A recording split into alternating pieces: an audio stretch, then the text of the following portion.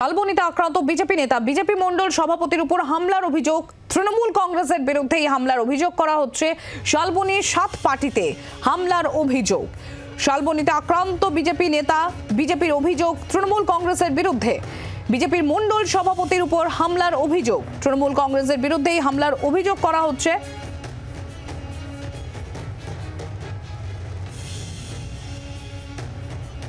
চম্পক আমাদের প্রতিনিধি রয়েছেন আমাদের সঙ্গে। চম্পক, ঠিক কি ঘটেছে?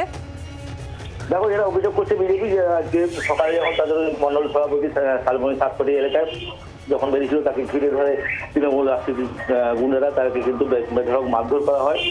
এই মুহূর্তে তাকে আহত অবস্থায় তাকে মেদিনীপুর মেডিকেল কলেজ হাসপাতালে নিয়ে আসা হচ্ছে বলে এখন পর্যন্ত জানা যাচ্ছে। যদিও পুরো অভিযোগ অস্বীকার করেছে তৃণমূল, পরিষ্কার জানিয়েছেন যে এই বিষয়টা কোনোভাবেই যোগ নয়, এটা বিজেপির অন্তর কলহের জন্য এই ঘটনা ঘটেছে।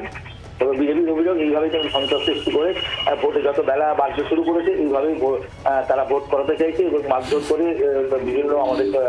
বিভিন্ন কার্যকর্তাদেরকে তাদের বাড়ি বন্দী করে রেখে সেই রকম মারধর করে ভয় দেখিয়ে এই ভোট করানোর চেষ্টা করছে, এমনটাই কিন্তু বিজেপির পক্ষ থেকে অভিযোগ করা হচ্ছে। ধন্যবাদ চম্পক, নজর রাখো।